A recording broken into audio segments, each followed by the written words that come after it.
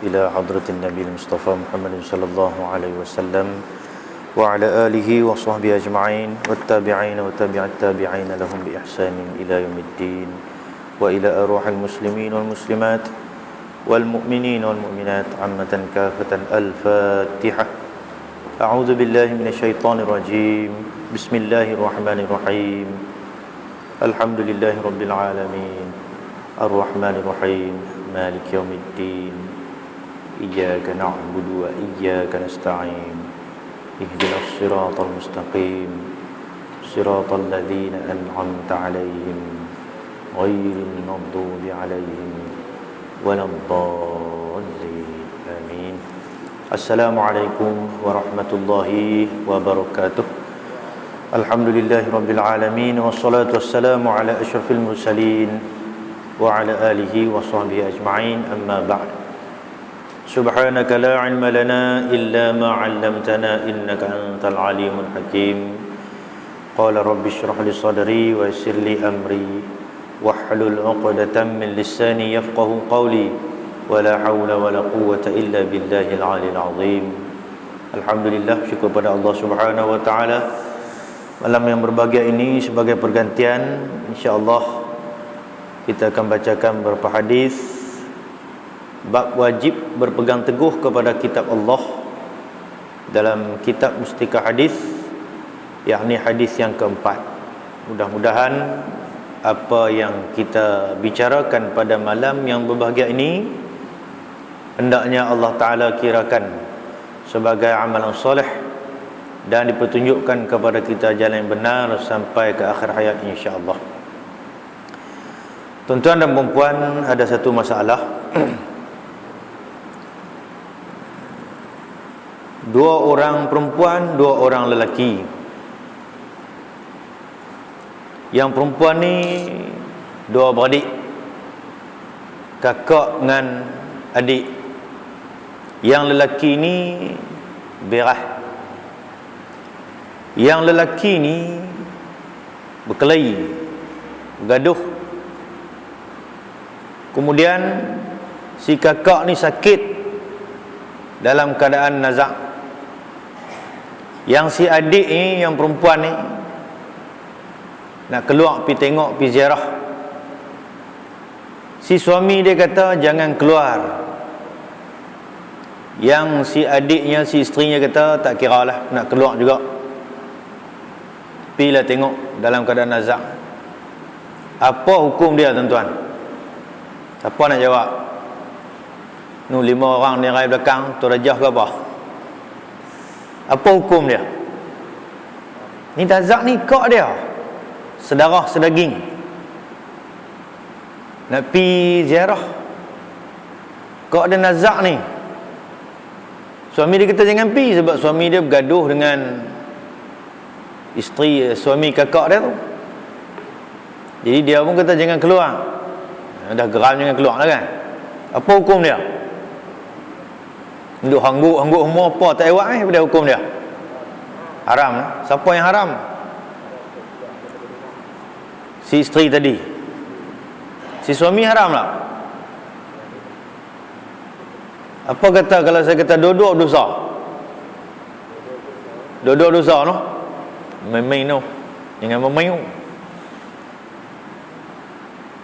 Kalau orang dengar ikut hukum akal tak, takkan tak bagi ku, hampir keluar. Kira apa lelaki yang macam tu? Hukum dia haram. Si isteri tadi berdosa hukum dia. Si suami pun dosa juga. Suami tak guna, dah kawan dah nak habis umur dah, bagilah pi. Kurang-kurangnya itu saat yang terindah nak bagi rapat balik silaturahim. Ni waktu nak mati dah. Jadi si isteri tadi pun kata dosa pun dosa lah. Dia pun tahu dosa hukum dia. Itu hukum. Baik. Orang tua dah, dia nak mayang juga. Tapi dia mayang tak ada tomak ninah. Apa hukum dia? Selera noh. Tua dah, umur dah 60 tahun dah.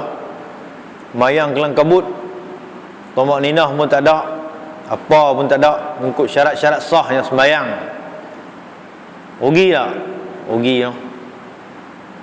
Jadi tiap-tiap tahun kita dengar Isra' wal Mi'raj. Saya tengok ada banner di bulan ni. Buat dah, lepas dah. Kira main-mayang ni kira semua kemas-kemas ni. InsyaAllah lulus semua. Kalau hidup dia 60 tahun, tolak kata usia balik 15 tahun, tinggal apa? 45 tahun tu.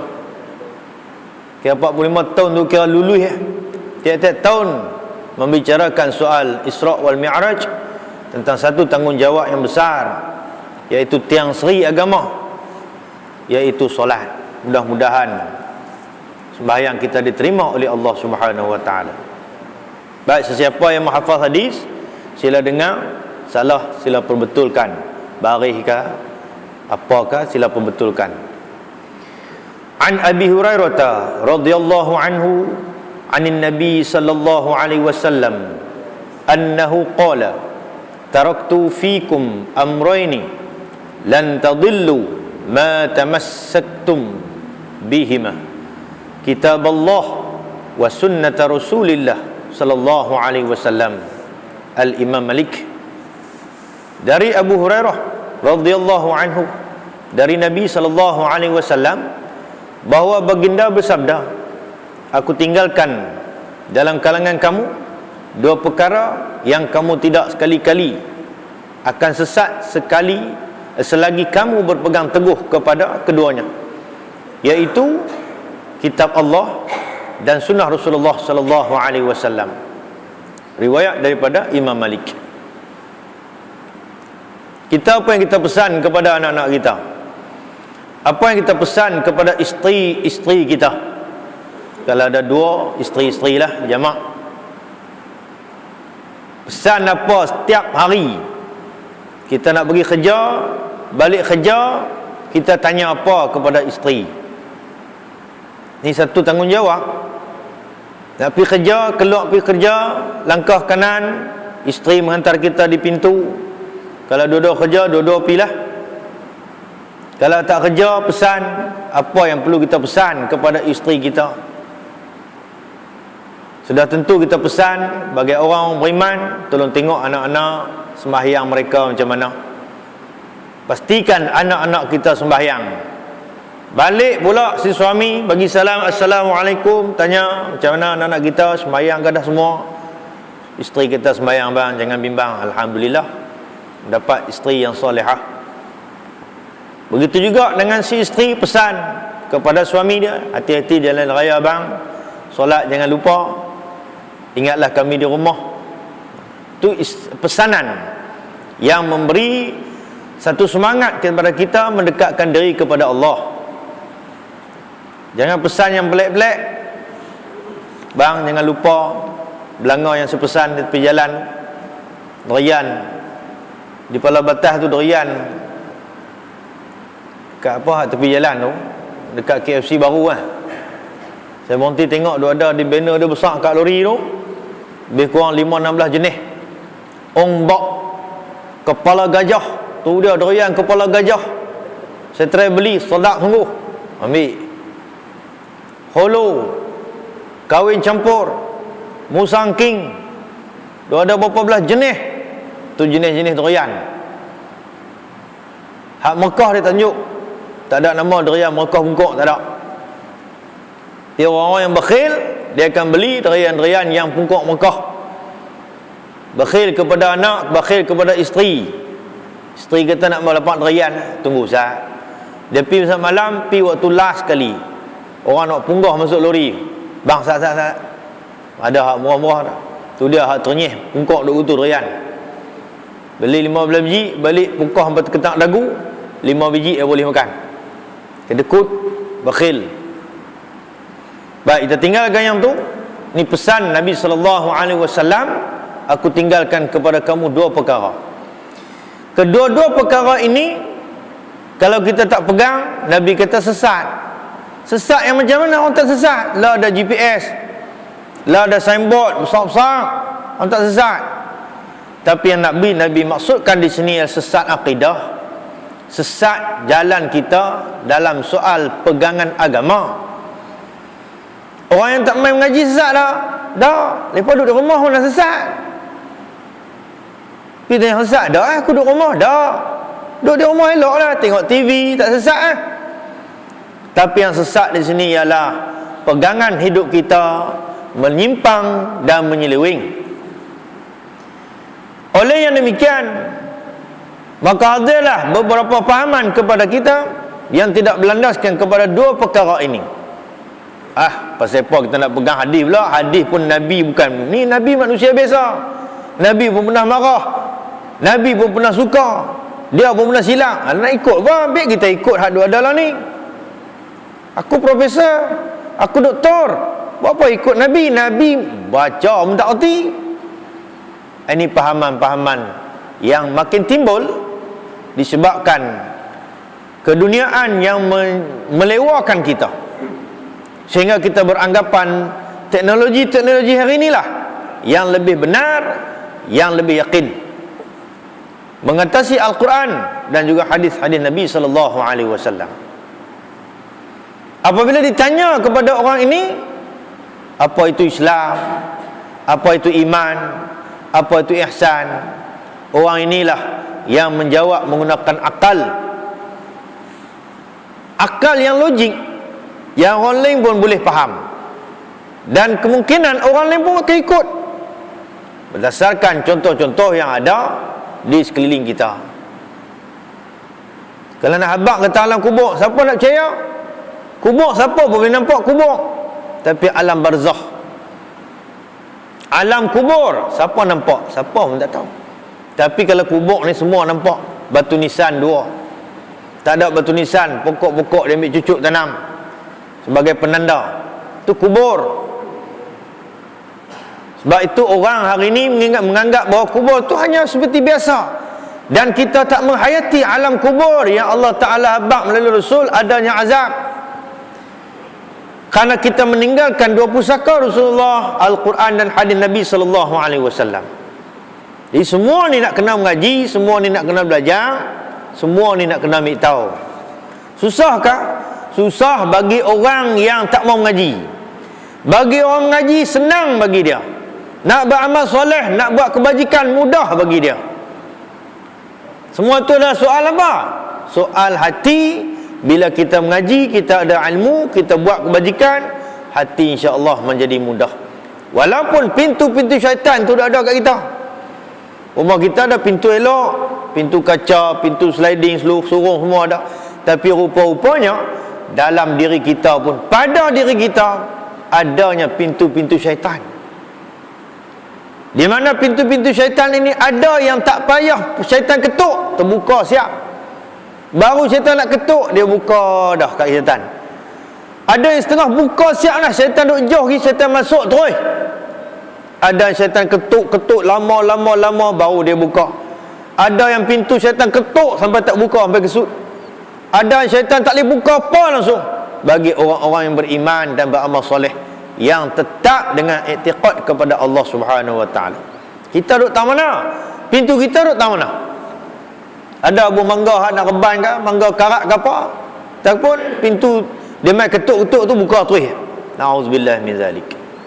Tu Nabi abang melalui ulama yang disampaikan kepada kita, pintu-pintu syaitan ni di antaranya al-jahlu katanya. Al-jahlu ni datang apa? Bodoh, kebodohan. Jahil dalam bahasa Arab al-jahlu. Bila bodoh duk tang kita, bodoh bab agama lah. Kalau bodoh bab dunia tak apa, orang gila pun boleh cari makan, boleh noyang. Dalam bayang tak boleh minum noh. Masa ngajak boleh, masa kuliah noh. Jadi al-jahlu ni merupakan salah satu pintu syaitan. Sebab kita ni bodoh, kita jahil dalam bab agama. Banyak dah kerja ni kita buat, banyak. Kita masuk rumah, bismillah kada, wallahu alam. Nak masuk dalam rumah kita, jannah, baiti jannati, rumahku syurgaku. Tapi pernahkah kita masuk dengan lafaz assalamualaikum, bismillahirrahmanirrahim, melangkah kaki kanan? Tapi kenapa? Kerana kebodohan itu ada pada kita. Kaedah cara kita makan bersama keluarga, dia suruh makan duduk sekali, bersentuh tangan hang tanganku ketika ambil lauk. Inilah yang dikatakan tidak ada kejahilan dalam jiwa kita beragama, menyebabkan kita dengan Allah makin hampir. Tapi kita bodoh beragama, tak reti. Kita menyangka bahawa kita dekat dengan Allah, padahal kita jauh. Sebab itu bila kita mengaji, kita rasa takut.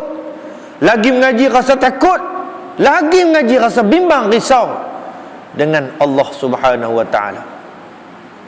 Nak dibandingkan dengan amalan-amalan orang-orang yang beriman dan beramal soleh, ahli abid, orang-orang yang banyak beribadah kepada Allah, berbanding dengan kita. Jadi bila bodoh ni susah lah. Hamba mengaji macam mana pun dia tak mau dengar. Masuk telinga kanan, keluar telinga kiri. Tapi dia rumah hebat, makan macam-macam, tapi sesuai dengan kaedah-kaedah Islam yang dituntut ke atas kita. Kemudian ada lagi pintu-pintu syaitan. Al-bukhl, bakhil. Bakhil macam kita abang tadi, kedekut. Kedekut dengan isteri, kedekut dengan anak-anak. Kedekut dengan isteri, dekutnya nak, Masya Allah, bini nak pergi ubat pun bagi RM5. Bini demam, kumang-kumang pergi klinik pun RM25 kumang-kumang lah ni. Kalau hak belah-belah tu jarang kita jumpa kalau di klinik. Tapi kalau klinik satu Malaysia tu RM1 saja, tak apa pergi. Tapi kalau klinik satu Malaysia pun kita nak pergi jauh, minyak RM20 dah. Pergi klinik biasa swasta bagi RM5, kedekut. Tak pun bini sakit tenah, pergi farmasi beli ubat murah dah, kedekut. Jangan kedekut bab ni. Bini nak makan ikan isi ikan hak mahal tu, dia pergi beli ketamang kiat, beli ikan gelama. Hak ni boleh beli pun. Nak beli terobok, beli kerapu, sekilo duk dalam RM15-16. Ngarut dah ni. Makan apa yang kita boleh makan ketika mana kita boleh makan. Jangan bila duduk di hospital baru lapakkan kerapu, baru lapak apa ayam penyet. Dulu masa kita ada duit tak mau beli. Kedekut dengan isteri dan anak-anak. Dan kita syukurlah makan tu ni. Yalah, kita nak makan ikan mai bukan tiap hari botak kepala. Tapi sekali-sekala isteri, anak-anak nak makan, jangan kedekut. Tu di antara pintu-pintu syaitan. Nak bagi kat jiran, kedekut. Ni tengok nak mai bulan Ramadan ni, Allah Ta'ala nak uji kita. Hari pertama nak berbuka puasa, mungkin kita boleh bagi kat jiran-jiran. Mai hari ke-10 dia kuih panas tu, dia tak nampak dah jiran. Kalau boleh talam kambing, dia nak darah habis. Pasal apa? Ketika itu dia lapak, tenaga kuih habis dah. Dahaga ni semakin bertambah, jiran tak nampak dah. Allah Ta'ala nak uji kedekut ataupun tidak. Al-bukhl. Jadi dua pusaka yang Nabi sampaikan kepada kita ini pusaka sangat besar nilai dia. Al-Quran dan juga hadis Nabi SAW. Hari ni siapa baca Quran kat tangan? Pagi tadi ke, tengah hari ke, tak sat ke, siapa baca angkat tangan? Bukan baca lambayang ni dah, baca Quran. Kalau baca, alhamdulillah. Al-Quran baca setiap hari. Ni bukan main mengaji hangguk Quran tak baca. Baca tiap-tiap hari. Satu hari satu muka, 2 hari 2 muka, 1000 hari kira ni ya. Tiap-tiap hari baca Al-Quran. Baca kita berhenti, kita tanda, esok kita sambung pula. Hari Jumaat, hari Khamis nak masuk malam Jumaat, baca surah Al-Kahfi. Lepas maghrib, tak ada baca lepas maghrib, balik baca lepas Isyak. Tak ada lepas Isyak, itu cover hari Jumaat. Surah Al-Kahfi ayat 100 ayat lebih. Karena ni Nabi suruh baca untuk menghindari daripada fitnah Dajjal. Allah Ustaz, Dajjal mana nak main tempat kita ni? Ya, tak main. Sepis Dajjal hadut main kat kita ni pun tak larang nak tepih. No? Macam-macam perkara baru yang main kepada kita, tak boleh kita nak tepih.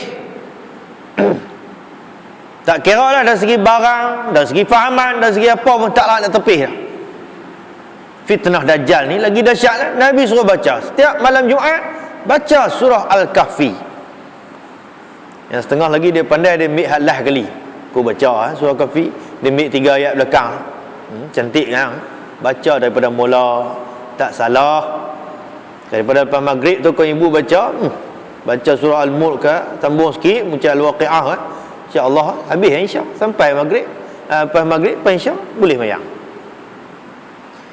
Baca tak kita? Kena baca. Ambil Al-Quran, bacalah. Tak reti tengok.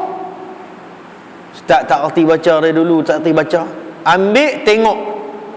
Tengok pun dapat pahala. Tengok ayat sebaris-sebaris, tanda. Esok tengok pula, tanda. Apa? Tengok. Dapat pahala daripada orang tak tengok langsung. Hadis baca dah. Hadis ni harus. Bukan kata orang, saya pun kadang baca. Kadang-kadang tak baca, kadang-kadang pun tak baca. Itu hadis. Padahal kita kena baca. Apa yang disampaikan oleh Rasulullah sallallahu alaihi wasallam, kita kena abang. Jadi Nabi kata kepada kita, yang diriwayatkan oleh Abu Hurairah, aku tinggalkan dalam kalangan kamu 2 perkara yang kamu tidak sekali-kali akan sesat selagi kamu berpegang teguh kepada keduanya. Tak pernah sesat kalau kita pegang Al-Quran tu. Sebab itu apa hukum yang kita rasa sanksi, rujuk kepada Al-Quran, rujuk kepada hadis-hadis Nabi sallallahu alaihi wasallam. Karena soal hukum dia bukan benda boleh main-main. Tengok macam baru ni, Jakim kata apa? Hak Kabri. Mula ada, lepas tu tak ada pula. Ni apa ni? Sat ada, sat tak ada. Seluruh Malaysia tahu dah. Sat ada DNA babi, lepas tu tak ada pula. Mana boleh main-main? Ini soal makan, soal terkedarah. Mana boleh main-main? Kita pula orang Islam, hak tak mayang boleh meluat tengok babi. Padahal tak mayang dengan pegang babi tu, bebek apa pegang babi daripada tak mayang. Tak mayang ni dosa besar, besar sungguh. Kita tak tahu besar mana, tapi besar. Nak banding dengan pegang babi tu. Tapi saya takkan beli dah, takkan makan dah. Mayang tak pun. Mana boleh main-main benda ni? Jabatan Kemajuan Islam Malaysia, nama sedap tu, kemajuan. Jadi kita main-main benda ni, jadi orang jadi keliru. Jadi kita yang faham, nak ambil faham dan nak mengaji tentang kepahaman ni, insya-Allah Allah Taala tolong kita. Tengok benda yang pelik-pelik tu dok beli. Sabar sat. Kalau nak makan tu terlalu mana sangat. Di syurga kita nak makan selama-lamanya. Di dunia kita sabar tak? Buat satu sistem, benda-benda yang syubhah tu kalau boleh haramkan untuk kita, untuk isteri dan anak-anak kita. Kalau benda ni betul-betul orang Islam buat, orang Muslim buat, tak apa makan lah. Tapi berapa kerat sangat yang orang Islam buat. Apa dia orang Islam buat? Repek pisang, repek pisang pedas, repek pisang masin, repek pisang manis. 4 jenis dah. Repek ubi. Kita makan-makan pak cucuk langit ambuh, tak beli dah. Lagi benda weh. Cok kodok tak tahan lama, beli lala tu. Tak apa lah. Tapi tepung Cina buat ke? Hak benda sedap-sedap tu. Mai daripada Australia, mai daripada Amerika, entah-entah Israel pun masuk mai sini. Benda tu lah yang sedap. Biskut Mancis, Jack and Jill, tu semua cukup sedap tu. Sekali makan, sedap, tak ingat sampai mati. Repek pisang, makan-makan pui, masin ada, liat pun ada. Tak beli dah. Cok pun mana ada. Dia tak ada apa tarikh luput apa kalau beli repek pisang. Tak ada. Tapi kalau hak jenama-jenama hebat, siap dia tulis. Berat bersih berapa, nutrition dia berapa, tarikh luput dia bila. Itu kita seronok beli tu. Benda yang sedap dan benda yang memudahkan kita.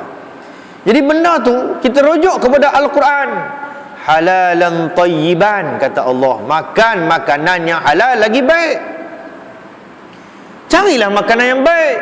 Kemudian bukan kata baik, yang wajib lagi halal. Jadi benda-benda yang kita ada ramuan-ramuan yang mencurigakan kita, apa salahnya kita stop benda tu? Kerana ia memberi impak, bukan kata kepada kita hari ni, masa depan kita dan masa depan anak-anak. Tu yang anak-anak lembab nak baca Fatihah, lembab nak baca Al-Quran, susah sangat nak baca Al-Quran. Kerana apa? Disebabkan makanan yang kita tidak rujuk kepada Al-Quran dan hadis. Halalan tayyiban, benda yang baik, benda yang halal. Begitu juga dalam soal-soal lain, Al-Quran dah menggariskan dah kepada kita panduan-panduan yang cukup jelas kepada kita. Bila siapa yang berpegang pada Al-Quran tu, insya-Allah eloklah bagi kita. Bab makan lah kita sebut tadi kan. Bab pakaian pula. Pak mayang, anak-anak pakai selok ketat lah kau. Allahu Rabbi. Bukan kata tuan-tuan sonok, saya pun sonok tengok. Siapa yang kata ustaz tak sonok tengok perempuan muhung lah. Ustaz pun terangkat gepiah kalau tengok. Sambil duk gepiah duk keling nak darah orang. Ustaz, dia pun manusia ke? Tu ustaz kahwin banyak tu. Saya seorang ni. Jadi makna dia bila ada garis panduan, maka ia akan memelihara mata kita. Tak kesian ke ibu bapa yang memberikan kepada anak-anak mereka jalan yang tak betul? Ya Allah, anak tak pakai tudung, Pak bagi, Pak izinkan anak tak pakai tudung, pakai pakaian ketat-ketat. Sesat dah tu, sesat. Sebab Al-Quran dah abad dah berpegang teguh pada dia, eloklah. Rupa-rupanya sesatnya kita ni, Masya Allah, bermacam-macam. Dari segi pakaian, makanan, pergaulan, percakapan, Masya Allah, banyak yang kita duk tahu mana kita pun tak tahu. Jadi bila berpegang teguh pada jalan Allah tu, yang ni Al-Quranul Karim, Insya Allah hidup kita selamat di dunia dan juga di akhirat. Kita nak pergi kubur, semua nak pergi kubur. Hebat macam mana pun, berpangkat tinggi macam mana pun, kok mana kubur akan memanggil kita. Kalau macam raja, cara raja lah. Macam Sultan Perak meninggal baru ni, itu cara dia. 86 das tembakan, kedebung, kedebang, 86. Kalau kita nak buh nepang tak? Nak mampui. Hak dalam tu kita tak tahu mana. Malaikat dua mungkar dan nakir duk tunggu dah. Dia tahu hang tadi hang mati umur apa? 70 hang buh 7 kali tembak. Main dalam ni. Dia rembah terbit taik. Na'udzubillah min zalik. Jadi semua kita percaya benda ni nak masuk dalam kubur, tapi kenapa kita tidak pilih jalan yang betul? Jalan yang Allah Ta'ala dan Rasulnya redha. Kenapa? Susah kan? Tak susah mana? Senang ya. Ikuti peraturan-peraturan Allah, peraturan-peraturan Rasul, insya-Allah mudah bagi kita. Pasal apa jalan raya kita boleh ikut, taat setia. Lampu merah, lampu kuning bersedia, tekan brek. Hak garis dia tu, atas garisan tu tak lepas sinci pun, taat setia pada lampu merah. Kereta tak ada kiri kanan, duduk tunggu lampu merah tu, taat banyak undang dunia. Bil elektrik mai hari ni, kemarin bayar dah. Tu kita taat. Bukan kata sampai kemarin, hari ni sampai, kemarin bayar dah. Taat setianya. Bil Astro bayar siap. Tapi kenapa Allah Ta'ala tanggungjawab kita kepada Allah, kita buat main-main? Nak pakai tudung pun main-main juga. Cari passion Ariani, tudung Ariani, macam-macam tudung. Padahal sebenarnya tutup aurat yang tu saja. Objektif yang utama yang Allah Ta'ala suruh tu tutup aurat yang tu. Jadi bila kita tak erti tuan-tuan, masalah tak? Masalah. Tu yang tudung tu tak sampai syarat sah lagi. Kita menutup aurat kerana mengikut ketentuan Allah dan juga Rasulnya. Pakai tudung, baju ketat, seluar ketat. Ini masalah besar. Yang lelaki pula pakai luar pendek ataupun pakai seluar 3 suku bawah paha lutut. Dia tak sedar bila dia naik motor, lutut terlipat, kepala lutut merlit, nampak dua-dua. Dia kata, aku tutup aurat ke aku pakai seluar 3 suku pakai bawah. Bila hang naik motor terangkat, kepala lutut nampak. Inilah akibatnya kerana kita tidak berpegang teguh kepada Al-Quran dan juga sunnah Nabi SAW. Baik, daripada huraian hadis tadi, yang pertamanya pusaka peninggalan Rasulullah SAW, iaitu baginda tidak meninggalkan harta benda yang menjadi pusaka kepada waris-warisnya. Inilah tugas Rasulullah. Tugas Rasulullah bukan dia nak ajak benda-benda dunia, bukan dia nak ajak nelayan, bukan dia nak ajak petani, bukan nak ajak engineer, dah. Itu adalah urusan-urusan dunia, kata Rasulullah. Buatlah apa pun selagi mana tidak melanggar syarak. Takkan Rasulullah main nak ajak mengkait pukat kot mampu. Kalau buat ajak tu 23 tahun tak cukup, 1000 tahun tak cukup. No, nak buat perabot semua Rasulullah nak suruh, nak ajak, nak buat bot, nak buat beskat, mampu. Rasulullah ajak urusan-urusan agama. Urusan duniawi silakan buat selagi mana tidak melanggari syariat. Jadi Rasulullah tidak meninggalkan harta. Dia hanya meninggalkan 2 perkara tadi yang disebut Al-Quran dan juga hadis. Kalau Rasulullah tinggalkan segunung emas pun cerah habis. Tengoklah ni ibu bapa tinggal berjuta, berapa hari habis? Cerah siap habis. Tapi kalau ibu bapa meninggalkan anak-anak yang soleh dan solehah, insya-Allah harta itu bermanfaat bagi orang yang hidup dan juga bagi orang yang meninggal pun ada manfaatnya. Kita nak macam tu, tentu kita nak. Takkan kita tinggal harta banyak kepada anak-anak, apa satu pun tak dapat manfaat di dalam alam barzakh kita. Ini adalah matarat Islam. Bila kita mati, apa soal yang pertama anak-anak kena buat? Faraid. Faraid tu penting tak? Penting. Ni sebab kita tak faham tentang agama. Setahun, 2 tahun, 5 tahun baru urus tentang soal faraid harta pusaka. Merana tak orang dalam kubur? Merana. Kerana apa? Dia meninggalkan harta yang tidak memberi manfaat. Tapi kalau anak yang soleh, lepas pada selesai urusan jenazah, kubur semua, balik rumah kumpul, mari kita nak faraid harta ayah kita. Orang nak kata apa? Itu urusan orang yang tak erti. Banyak orang yang tak erti ni pasal apa? Orang yang tak mengaji. Banyak tak kesilapan orang Islam? Banyak. Pak, mak dia meninggal, oh tak boleh, ayah tak boleh menikah, tak boleh. Mak dia, ayah dia meninggal, mak dia menikah, oh tak boleh, kami tak maulah nak berkongsi kasih dengan puak tiri. Kami tak mau berkongsi kasih dengan mak tiri, tak mau. Kami jaga ayah. Bohong lah, jaga tahu mana. Sebab tu beza anak dengan isteri dia lain. Isteri ni dia jaga sungguh, anak jaga tahu mana. Bohong lah. Dia nak balik rumah mak dia pun, dia makan kedarah siap hari kedai. Ayam panggang, ayam penyet, ikan bakar. Balik rumah tak lu mak kenyang. Pasal apa? Mak dia susah. Mak dia tak nak masak, dia makan siap di kedai. Jaga macam tu lah. Dah. Tapi anak yang soleh dan solehah, anak ni akan menguruskan jenazah dia ada selesai semua, buat urusan faraid. Orang nak kata apa? Lantak bi. Ini bukan urusan orang. Ini urusan kita nak menyelesaikan urusan-urusan harta pusaka yang ditinggalkan oleh ayah kita. Sebab ayah kita akan dapat manfaat sekiranya kita selesaikan urusan faraid ni. Sebab tu kita kena mengaji, kena faham betul-betul apa yang Allah dan Rasul habaq, kita kena faham. Mudah bagi kita. Betul tak? Orang lelaki ni bila isteri meninggal ni, balik-balik kubur nikah terus, boleh dah. Boleh dah. Ni dak amoi tunggulah so ayah. Oi, kubur mak pun duk merah awak gatai meralah tu dia. Marah kat pak pula. Pak ni nak bagi senang hati, fikiran tak rusing. Bila dapat anak yang macam ni, kita pula tak bagi didikan Islam, siapa yang menimbala? Kita menimbala. Bancuh kopi pun tak kena, bancuh teh pun tak kena.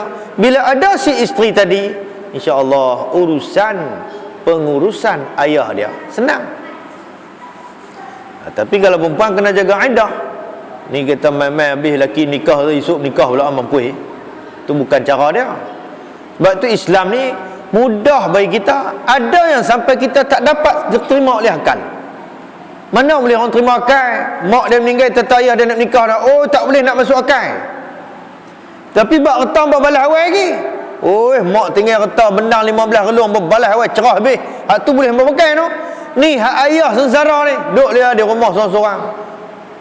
Siapa pun anak tak pergi menikah, tak apalah ayah nak duit kami boleh bagi. Bukan soal duit, tapi soal kasih sayang, soal nak bersembang dengan siapa. Takkan ayah nak sembang dengan tiang seri rumah dia, takkan nak sembang kucing. Lama-lama orang tergila. Pak Long tu pas mak bini dia meninggal gila, sembang kucing. Mau tak gila, bini tak ada. Jadi anak-anak yang soleh dan solehah ni lah berurusan.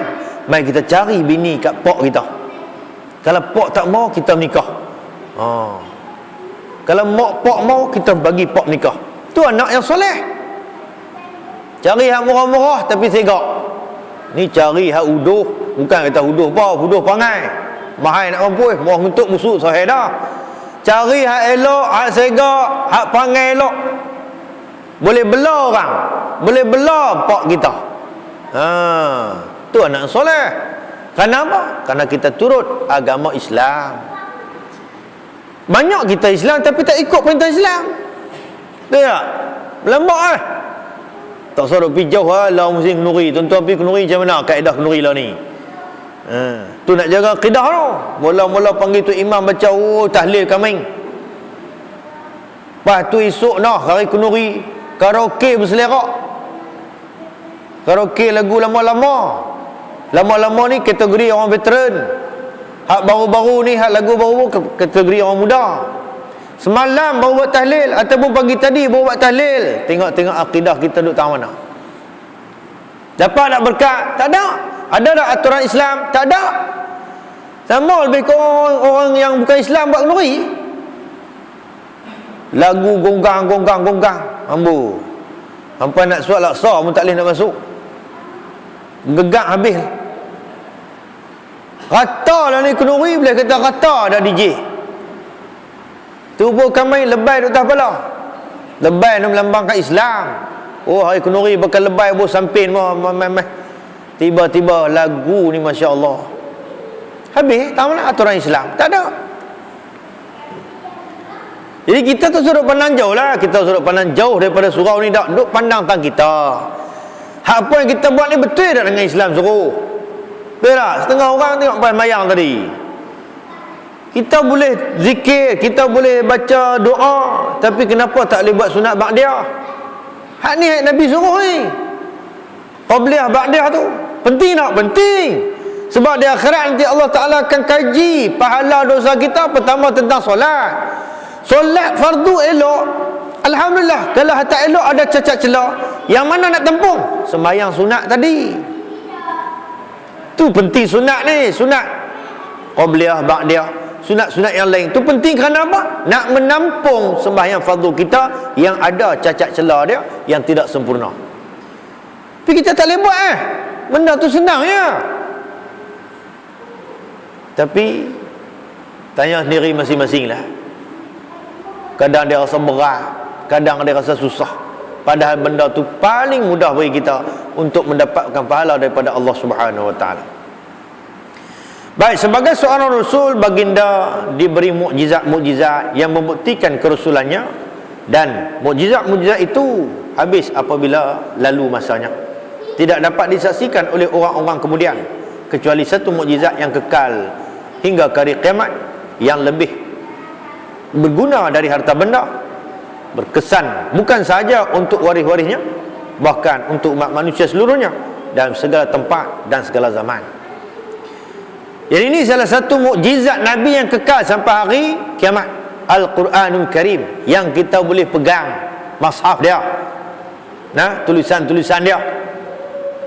Firman Allah yang agung merupakan mukjizat Nabi sallallahu alaihi wasallam yang selainnya hilang ketika mana pada zaman Nabi sallallahu alaihi wasallam, no, mukjizat Nabi.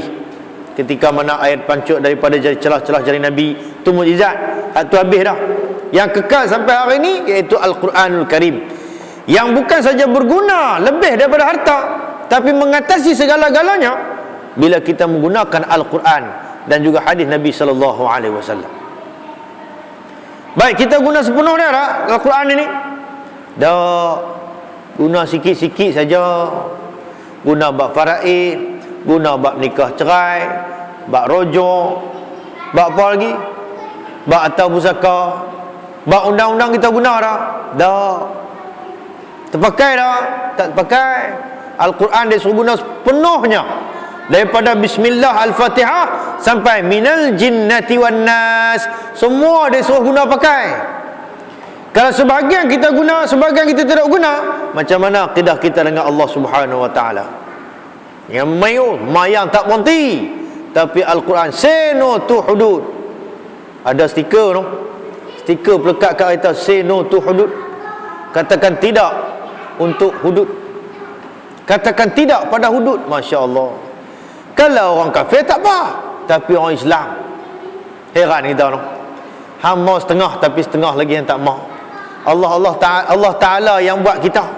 Allah Ta'ala yang jadikan kita, yang bagi undang-undang, yang bagi rezeki. Kenapa yang lain kita guna, undang-undang Allah kita tolak? Yang ni pun tak faham juga, sebab termasuk dalam al-jahlu, bodoh tadi, bengong, tolol balol. Sebab tak mengerti undang-undang Islam. Kita berasa hina bila kita guna undang Islam, berasa lekeh bila kita guna Islam. Awak Rasulullah dulu banyak berapa ribu tangan yang boleh, yang sudah dipotong oleh Rasulullah. Ada tak? Tak ada pun. Berapa ribu orang yang disebab kerana berzina? Ada tak? Tak ada. Berapa ribu orang yang dibunuh kerana hukum membunuh, kerana guna hudud? Ada tak? Tak ada. Tapi undang-undang itu diguna pakai oleh Rasulullah sallallahu alaihi wasallam. Oi, depa dok faham kata undang-undang Islam ni kerja nak rembas orang. Bukan. Undang-undang dunia lah yang nak berkena orang. Undang-undang dunia berkena orang. Cuba tuan-tuan naik highway, dia abang ya, awas perangkap laju. Dia patut perangkap laju ni dia kena berbonggoi. No, baru kita pelan. Tapi jalan elok, kita nak pelan kan? Kita nak pelan, trailer duduk belakang. Dia tonyoh kita, pas ke dalam. Dalam mana? Dalam kubur kan? Undang-undang dunia ni nak perkena kita. Untuk apa? Kepentingan tertentu. Betul tak? Tapi undang-undang Allah Ta'ala bukan nak perkena, nak menyelamatkan kita. Tuan-tuan, hak undang-undang jalan raya ni, kemalangan makin kurang kan makin tambah. Nak tanya lah. Masa jawab, saya jawab sendiri. Berlambak. Kemalangan jalan raya berlambak. Tuan-tuan bayang nak ambil lesen apa tu kena? Lah apa tu ambil lesen? Kalau dari A lah tak erti apa. Lesen L, lesen P, lesen B2, D2, berapa tu? Tak ada 78 tu no. Orang yang tak ada duit nak ambil je nak. Ha? Dia nak bayar yuran anak-anak, kan nak ambil lesen. Betul tak? Kalau Islam dia memudahkan kita. Kerana ini apa? Keperluan asas. Termasuklah keperluan asas ni. Ajar. No, lah ni dia sak pula. No. Bagian nak ambil lesen sak, pi ajak nak menulis pun tak lulus kena ambil pula. Tak lulus kena ambil pula. Ada yang orang ambil 5-6 kali. Nak lulus apa? Mengaji tinggal lama dah. 50 apa 10 tahun 20 tahun dah tinggal nak main periksa pula. Boleh kan? Dah. Kalau ikut keadaan Islam memudahkan, ajak orang bagi boleh. Tapi lah semua duit tu tak ambil lesen kereta lagi. Mampu. Sebab tu kawan saya sampai keluar tak ambil lesen. Cekak awak kereta. Cekak awak kereta tapi nak ambil lesen duit tak ada. Nu anak amai. Nak bela orang ke? Nak bela lesen. Lesen pula tiap-tiap tahun je mampu ya. Oh dia tak boleh tak mampu ya. Tiap-tiap tahun mampu. Rotek pun mampu. Cuba buat semua hidup. Kita sembang boleh lah no. Tapi ni kata nak kata undang-undang dunia. Apa jenis yang mampu? Road tax, lesen menega pun mampu. Kalau orang mampu senang weh. Ni hak benda ni kita duk hidup, benda tu mampu berulang kali. Semua kena bayar. Tapi undang-undang Allah, dia tak ada undang macam tu. Undang-undang Allah adalah memudahkan orang, menyelamatkan orang.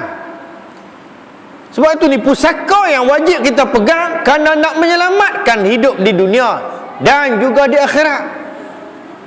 Kalau takat nak hidup di dunia saja, boleh hidup silakan. Tapi di akhirat nak selamat tak kita? Nak selamat. Siapa yang tak mau selamat? Allah Ta'ala abad dah.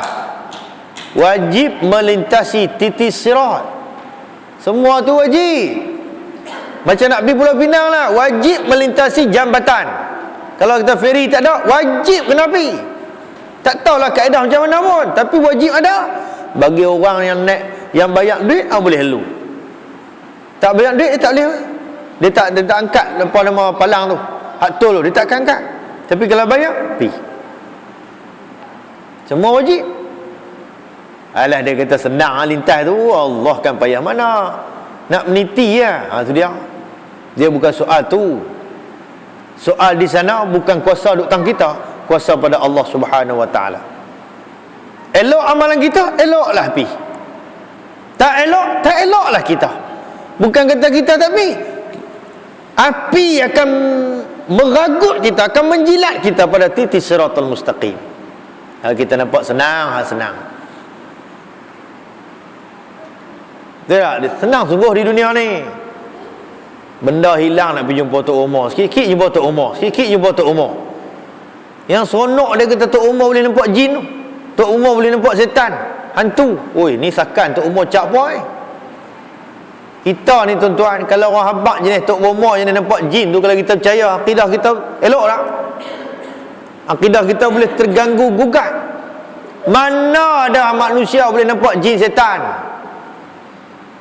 Kalau yang nampak tu adalah jelmaan, ni nampak malaikat, mohong lah. Dia termasuk alam ghaib. Alam ghaib ni manusia Allah Ta'ala tak bagi izin kepada kita di dunia ni nampak. Pom tak nampak. Kalau nampak tu adalah jelmaan jin setan yang tu lah. Oi, dia kata nampak malaikat sayap tu. Tu gambaran orang-orang Yahudi Kristian tu. Nabi hebak malaikat sayap dia sana, timur dan barat. Timur dan barat tu sayap dia baru satu malaikat.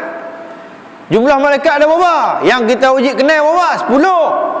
10. Hal lain-lain lagi tu. Bukan kata ratus million, tak terkira jumlah dia. Di akhirat pada waktu kiamat, hari kiamat, barulah kita boleh nampak jin, setan, iblis, malaikat. Kalau di dunia apa Tok Umar kata dia boleh nampak tu bohong. Tuan-tuan nampak 3 ekor lalu tu tangkap buah lambu tu. Takkan 3 ekor hantu. Kalau tu 3 ekor ni semua bukan main surau masjid habis lah. Tuan-tuan nampak jin 3 ekor tangkap buah lambu tu. Hei, ni Tok Umar ni boy. Kalau hampa nampak jin tu hampa pakai tak makan nasi lah. Nak berak pun tak ada nak tangkap jin. Bukan sikit jumlah jin. Makhluk yang Allah Ta'ala cipta awal daripada manusia, yang tak pernah mati sampai hari kiamat, baru mati. Kita manusia ada hidup ada mati, ada hidup ada mati. Kalau tak mati, jenuh tak celih dunia bumi. Itu sebab kerana akidah kita masih was-was kepada Allah. Jadi harta pusaka yang ditinggalkan oleh Nabi ni lebih bernilai daripada wang ringgit. Tu kita nak ibadah kepada Allah tu, dia bukan perlukan duit. Oh, kalau kata orang ada duit ke boleh mayang. Oh, hang ada duit RM5, RM5 boleh mayang lohok. RM4 boleh mayang sak. Dah. Dia tak perlukan benda tu semua. Hanya dia perlukan harta pusaka Al-Quran dan juga hadis Nabi SAW yang Nabi ajak kita. Orang tak erti ni nak mayang pun payah. Dia nak ambil wuduk pun tak erti. Tuan-tuan, saya nak tanya, berapa jenis bulu yang ada di muka kita? Berapa jenis bulu yang ada? Pernah kita kira bulu ada muka kita? Tak pernah. Tapi ada jenis-jenis dia. Kening 2, sebab kiri dan kanan. Kening 2, alih mata atas bawah 2, 4. jadi 6 dah.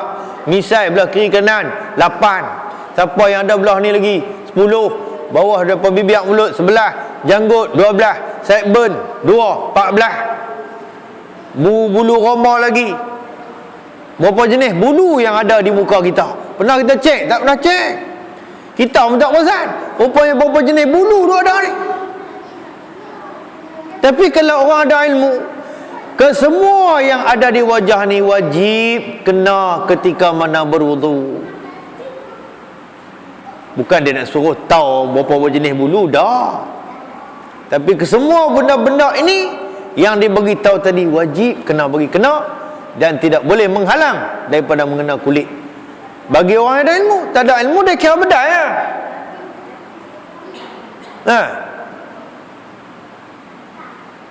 Pasal apa Allah Ta'ala suruh basuh muka? Pasal apa dia suruh basuh tangan? Pasal apa tak suruh basuh ketiak? Nak mayang kan? Baik basuh ketiak, tangan dah bersih nak mandi tadi, basuh ketiak lah, busuk apa? Pasal apa dia suruh basuh kepala, tak suruh basuh bungkuk? Nak mayang kan? Baik basuh bungkuk, melengah main jalan tengah hari, main lahok.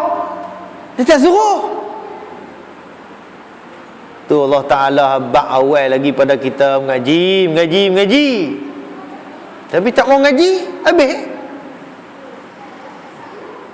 Dia suruh berapa perkara ya. Hak rukun yang dalam fardu fardu wudu. Berapa jenis? Niat, basuh muka, basuh tangan sampai siku, sapu kepala, kemudian kaki, kemudian tertib. Itu di antara rukun-rukunnya. Yang lain banyaklah sunat-sunat ya. Tapi kalau kita tak erti ni, problem. Hak sunat kita kata wajib, tu tak kira dulu basuh tengkuk. Main mana hukum basuh tengkuk?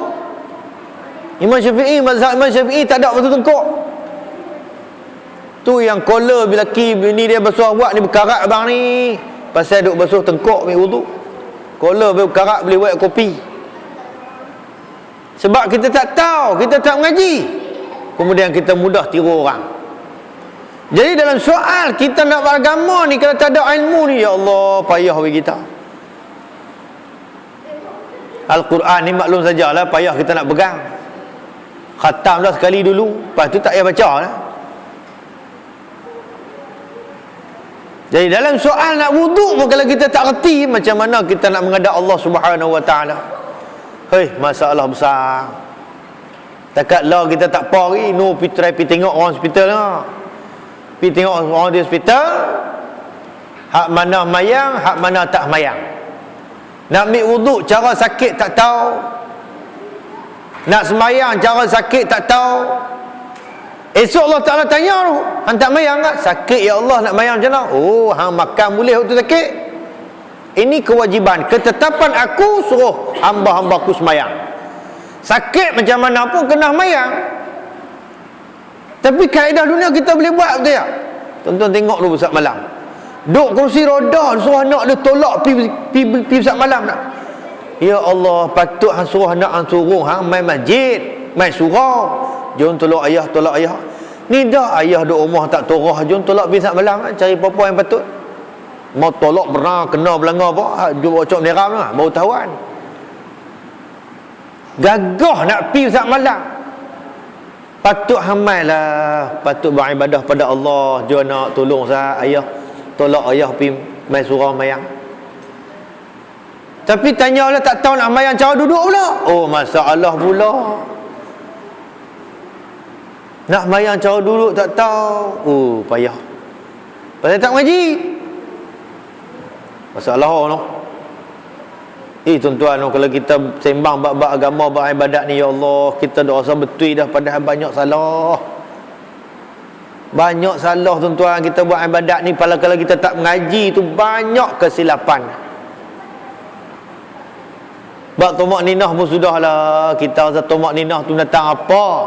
Tomak ninah tu berhenti sekejap, tenang sah. Tapi dia buat rembah itulah. Waktu mana kita jarang, kita perasan tuan-tuan. Waktu i'tidal. Sami Allah Alhamdulillah, dia tangan dia kalut langkah sebelah, terus terjun.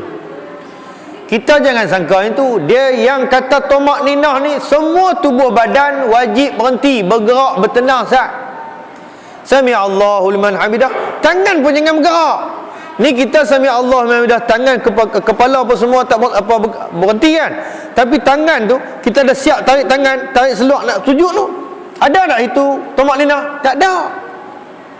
Sah tak mayang kita? Tak sah. Kita duk kata sah dah mayang sehari semalam 5 waktu. Padahal tidak ada tomak lina. Masya-Allah. Rugi tak? Rugi. Tu yang kita kata kita perasan kita buat ibadah tapi padahal ibadah tak sempurna. Tu yang Nabi bila ditanya oleh Muaz tentang suasana hari kiamat, Nabi menangis sampai basah baju. Kau bertanya tentang sesuatu yang dahsyat wahai Muaz. Umat aku akan terbahagi kepada 12 barisan. Barisan yang kedua tu diserupai dengan babi hutan. Pernah tengok babi hutan? Pakcik pernah tengok babi hutan? Lawa babi hutan. Tapi dia kata daging sedap noh. Tak biasa rasa lah mereka kata lagi sedap sebab babi hutan. Allah serupakan orang ni, barisan yang kedua ini jadi barisan menyerupai babi hutan. Satu suara bergema dari sisi Allah kata, ini golongan yang meringan-ringankan solat. Bukan tak mayang, tapi meringan-ringankan solat. Duk tahu mana kita? Kita baca pun kalut. Bismillahirrahmanirrahim. Bismillahirrahmanirrahim. Kalut pasal apa?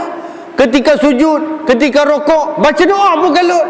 Subhanallah, subhanallah, subhanallah. Macam nak marah ke orang. Tak gila ini. Dia kena sebut elok. Subhana rabbiyal azimi wa bihamdi. Bila kalut jadi nak? Subhanallah, sebab macam nak sepak orang. Sebab. Lah pelik sungguh lah. Sujud batu juga. Sebab. Pang bagi pala baru tahuan. Sebut elok dari sembahyang. Sebab tu Allah Ta'ala sebut tu di akhirat, orang yang meringan-ringankan solat. Pasal apa soal dunia kita buat tekun, soal dunia kita buat terperinci, betul tak? Oi, puluh tu. Soal dunia mesti elok punya. Bak cuci rumah dunia tu, kemas-kemas rumah. Oi, keten buat bagi kemas, meredok sikit tak boleh. Serika baju, serika tu lansiak-lansiak tu. Jubah lelaki dia haram tak serika pun. Lansiak beli serika. So apa? Ketekunan tentang dunia. Tapi ketekunan tentang akhirat ni, tentang ibadat, ada kita buat tu. Mayang pun tak pakai baju. Mayang di rumah tak ada pakai baju. Oh, jenis banyak cantik ah. Pergi pekan tak usah pakai baju ah. Orang tergila ah tu. Tapi menghadap Allah baju tak pakai. Ni apa cerita? Kerana apa? Kerana urusan agama ni kita ringan-ringan.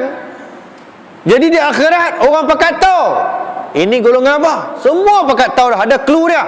Ini golongan orang yang ringan-ringankan solat. Allah Ta'ala serupakan ia dalam bentuk babi hutan. Di dunia tengok babi hutan, muntah hijau. Ikut belakang lori berhenti perang lori babi, berhenti.